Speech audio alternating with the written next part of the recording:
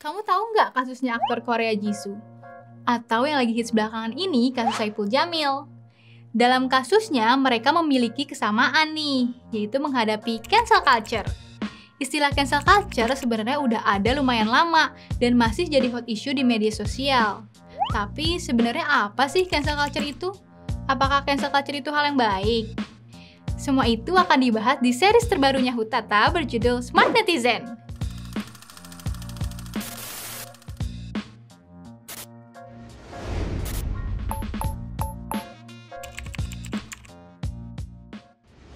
Jangan lupa download aplikasi belajar online Pahamify karena ada banyak video Pahamify original series yang seru dan insightful.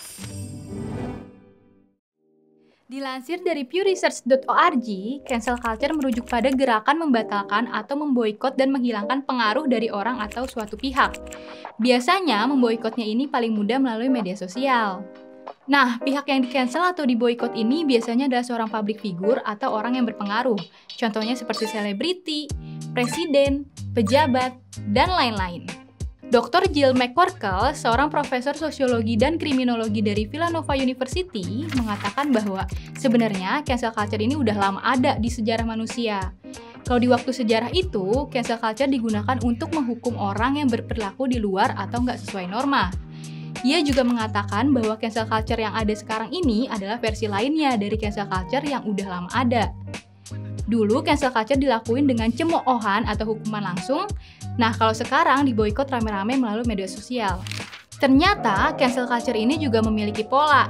Pola yang sering dilihat dan terjadi itu adalah awalnya seorang public figure melakukan atau mengatakan sesuatu yang dianggap ofensif atau problematik. Kemudian netizen merespon di media sosial. Nah, dari respon tersebut ada respon yang positif dan juga negatif. Tapi ketika public figure ini bilang atau melakukan sesuatu yang ofensif kayak rasis, pastinya bakal banyak respon negatif.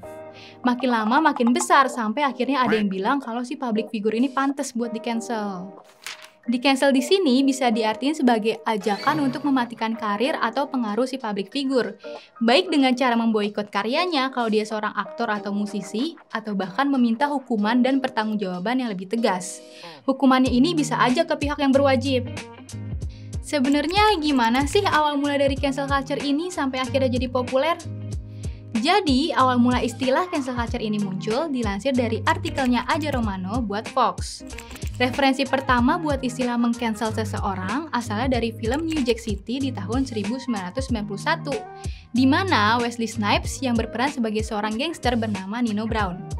Di satu adegannya, setelah kekasihnya menangis karena semua kekerasan yang disebabkan olehnya, Nino mencapakan pacarnya dan berkata, "Cancel that bitch, I'll buy another one."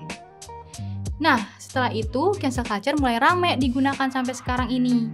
Dimulai dari gerakan #MeToo di tahun 2017. Gerakan #MeToo ini adalah sebuah gerakan untuk melawan pelecehan dan kekerasan seksual. Gerakan ini mulai menyebar secara viral di bulan Oktober 2017 sebagai tagar di media sosial dalam upaya buat nunjukin prevalensi yang luas dari kekerasan dan pelecehan seksual, khususnya di tempat kerja. Adanya gerakan ini mengikuti tuduhan seorang produser Hollywood Harvey Weinstein yang diduga ngelakuin pelecehan seksual. Setelah itu, gerakan MeToo ini terus berlanjut ke semua pengakuan pelecehan seksual yang pernah dialami sama beberapa orang di berbagai negara, dan bahkan sampai ke Indonesia juga. Contoh dari cancel culture yang lagi ramai sekarang ini yaitu kasusnya Saipul Jamil yang sempat jadi trending topik di Twitter. Saipul Jamil resmi bebas dari penjara pada tanggal 2 September lalu akibat kasus pelecehan seksual anak di bawah umur tahun 2016. Yang jadi masalah, di hari Saipul Jamil resmi bebas, banyak yang menyambut Saipul Jamil ini bak seorang atlet yang baru aja menang medali emas, dikalungin pakai bunga, dan bahkan diarak-arak pakai mobil sport. Hal tersebut bikin sebagian besar masyarakat nggak setuju, dan rame-rame ngeboikot Saipul Jamil lewat komentar maupun statement di media sosial, sampai ada petisi di change.org. Hingga video ini dibuat, kurang lebih sekitar 498.420 orang udah menandatangani petisi boikot Saipul Jamil dari acara televisi dan juga channel YouTube. Zoya Amirin selaku seksolog menyetujui hal ini, karena glorifikasi bebasnya Saipul Jamil dinilai bakal memberi dampak buruk bagi korban kekerasan seksual dan juga orang terdekat mereka. Bagi Zoya, boikot ini pantas dilakuin karena menurutnya penjara itu hanya hukuman fisik, bukan proses rehabilitasi jiwa. Kasus tersebut berbanding terbalik sama cancel culture yang ada di Korea Selatan. Industri hiburan di Korsel udah terkenal dan tersohor banget kalau citra aktor dan aktrisnya itu paling utama dan dituntut buat sempurna, seakan-akan nggak boleh ngelakuin satu kesalahan kecil. Sekali ngelakuin kesalahan dan problematik, langsung deh di-cancel sama Kornet alias Korean netizen. Udah banyak contoh idol, aktris, dan juga aktor Korea Selatan yang udah kena cancel culture.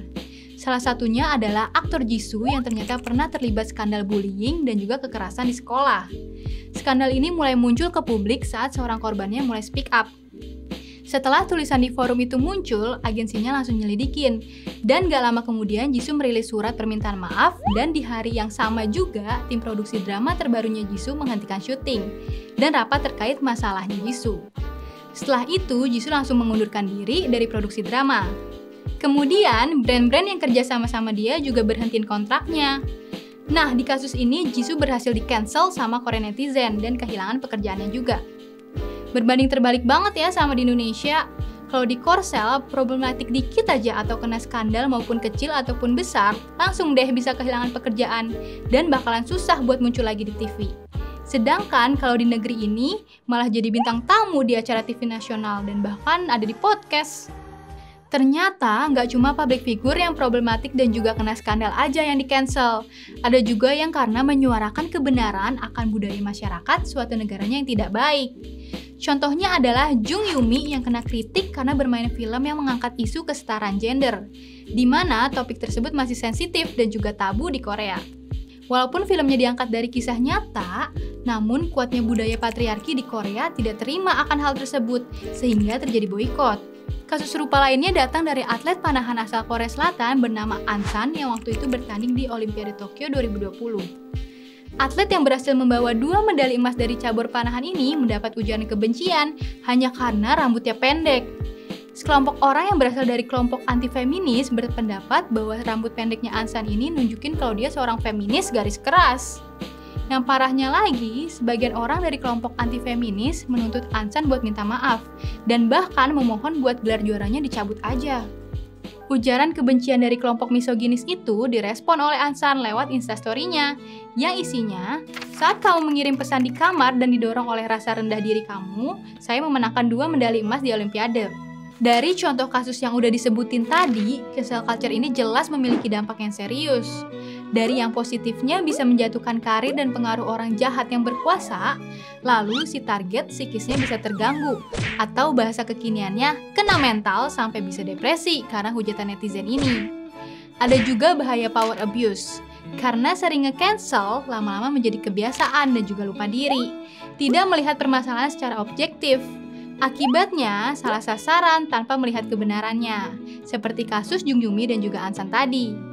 Cancel culture ini bisa dikatakan sebagai bentuk demokrasi sosial media, yang fungsinya bisa sebagai alat buat menegakkan keadilan sosial. Namun, di sisi lain, cancel culture ini juga bisa jadi senjata intimidasi massal. Jadi, kayak pisau bermata dua. Pesanku buat teman-teman, bijaklah dalam menggunakan media sosial, entah itu dalam memposting sesuatu, nge-tweet atau merespon sesuatu, terus cari tahu dulu kebenarannya, dan jangan lupa selalu ngelihat dari 2 perspektif. Cancel culture ini bisa banget digunain buat menegakkan keadilan, kalau tepat sasaran, dan jangan sampai cancel culture ini jadi sebuah racun di media sosial. Terima kasih buat teman-teman yang udah nyaksin video ini. Jangan lupa like, komen, dan share video ini ke teman-teman kamu ya. Sampai jumpa di video berikutnya. Salam salaman!